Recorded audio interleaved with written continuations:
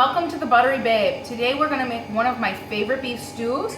It's a carbonade. It's super easy and delicious. It only has a few simple ingredients. We have a beef chuck that I bought at chuck roast and cut it up into stew meat, but you can of course ask your butcher to make you stew meat already. We have diced up onions, too lazy to dice, not a problem. Slice away, it'll all cook down and still be silky and delicious. Beef stock, this is 2 pounds of beef here, but I already have some more. So this is a big batch. It's going to be 5 pounds of beef stew and 3 pounds of diced onions. We have 3 cups of beef stock, 1 bottle of beer, a cinnamon stick, and 2 bay leaves. We have 3 tablespoons of Dijon mustard, 2 tablespoons of crushed garlic, 3 tablespoons of dark brown sugar. You can substitute honey if you like. I prefer the brown sugar. And then we have 2 tablespoons of fresh chopped up herbs. This is thyme and rosemary today. And then this stew is very interesting because it's thickened with bread.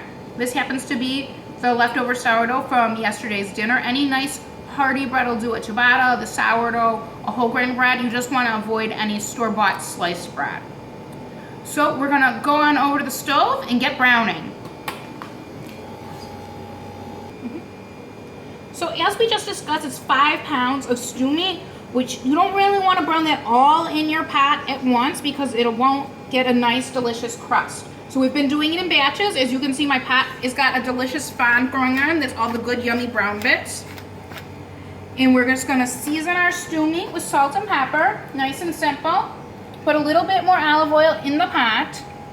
And then what we're doing is we're just putting in the meat a layer at a time so it has plenty of room, and letting it brown. And then as it browns, we take it out of the pot into the bowl, and then we start fresh.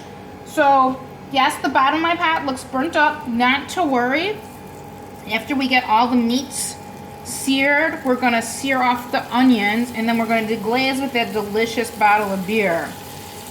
Now, when I was younger and would cook with my family, after every step my uncle would say, and then you have a sip of beer. It's still how I do it when I'm cooking with my husband, but for today we're just going to use all that good beer in the recipe. So that's going to brown. You hear the song of the pot. It's sizzling. It's letting you know it's hot. It's ready. It's doing its thing. We're going to wait till these are nice and deliciously brown, and then we're going to turn them.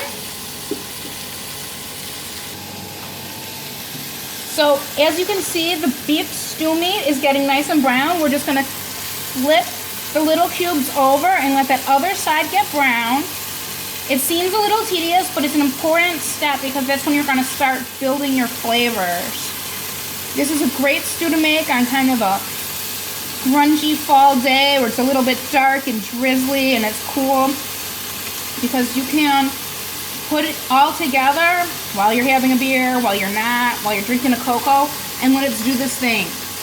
Today I'm going to cook this in the oven at 350 degrees, but the stew is really forgiving, so you can get it all browned up and put it in your crock pot on low for 10 hours.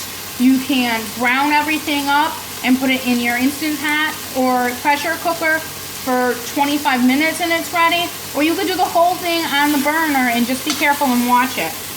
I like to get it all going and then put it in the oven, but if I've forgotten to put dinner on and bring home some stew meat and some onions from the grocery, I can still have dinner on my table in less than an hour if just using the pressure cooker. But like I said, we love the smell of everything burning and that bubbliness together. So I'm gonna go ahead and brown off the rest of that meat. You see how it's nice and beautiful in the pot, but there's enough oil still from the last ground, so we can just go ahead and put the rest of that meat in. And again, take your time, get a nice, good sear. You're only adding flavor.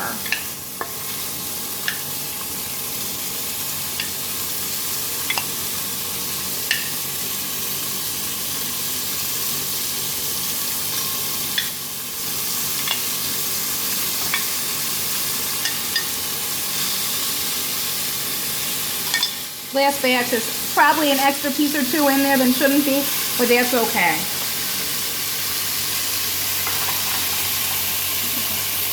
The rest of the meat, as I said, I'm making a big pot, freezes beautifully. So we'll probably have this for dinner 2 nights, and then it'll go off into the freezer in individual portions, or sometimes we'll turn it into a pot pie. It's delicious. Now this is a beef and onion stew, and when I say onion, I mean onion. I'm gonna add a little bit more oil, and we have 2 big bowls of onions. Here goes the first one, and then here's number 2. All in. Everybody likes to be in there. We're gonna season this heavily with kosher salt. The one thing about cooking, you always need more salt than you think. Always. And then freshly cracked black pepper. I'm sure you've all heard me talk about my pepper mill. It's one of my best friends. I've had it for many, many years. We're gonna give this a great stir. I kind of tend to do everything with my tongs. Less dishes to do later today. See, and you can already see that the moisture from the onions is starting to pull up some of those delicious spots, the little brown bits from the bottom of the pan where we seared off the steaks. We're gonna let that brown up, get it nice and caramelized, almost like you're making an onion soup. You'll be interested that this is one of the few recipes that the Buttery Babe makes without any butter. It really doesn't need it. If you'd rather use butter than olive oil to brown it, that's fine. Sometimes I have extra beef fat laying around from a roast that I'll have trimmed. I'll use that. People have been known to use bacon. I like olive oil for this one. It's just the way we go. That's gonna caramelize. It'll take about 10 minutes to get good and dark and brown. So our onions have cooked down. They're getting a beautiful, beautiful golden brown. Just delicious. Now we're gonna add in our seasonings. So the seasonings on this are kind of fun. They're a little bit different if you haven't made a carbonade before. We're gonna start with 2 tablespoons of garlic. In it goes. Mix that around. When the garlic starts to smell good, you know you're ready to bring in your next ingredient. We don't put it in when we start to cook the onions because the garlic is so naturally sweet, it'll burn, and that will not be delicious. So that's all stirred in. Now we're gonna add our herbs. This is 2 tablespoons of fresh herbs, and that's rosemary and thyme today. Some people use all thyme, but we had a lot of rosemary in the garden. So rosemary and thyme today. And again, just give that a stir till it smells good. Then we're gonna add the brown sugar in. I like to sprinkle it, mostly because I like how it feels going through my fingers. How fun is that? Fun and delicious. Stir that in. Little piece flew out, that's okay. And then it gets the Dijon mustard.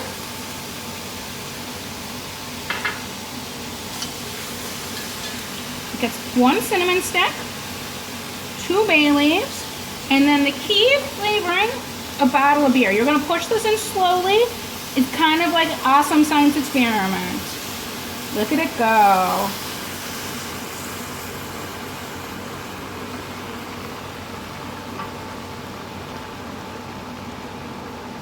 It's already smelling like heaven in here. We're burning off the alcohol in that beer, so you won't have an overpowering beer scent. When you go to serve it, it'll just be nice and mellow.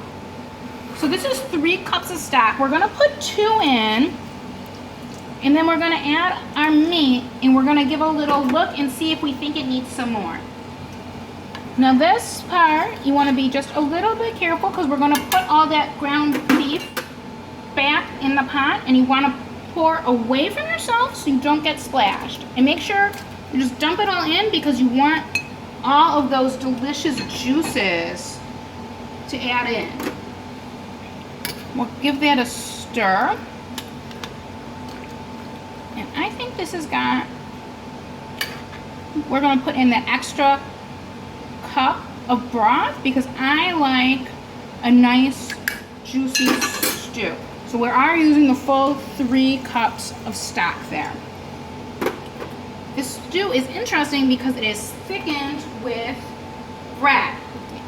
So I still have a little bit of mustard left in my bowl that didn't come out. I'm just gonna take my bread and scoop it on out. We're just gonna put the bread on there like a little cap, and it'll soften and start to dissolve as the stew cooks, and then we'll mix it in at the end and it'll thicken it. So you saw how hot that pot was. It's already starting to come back up to a simmer.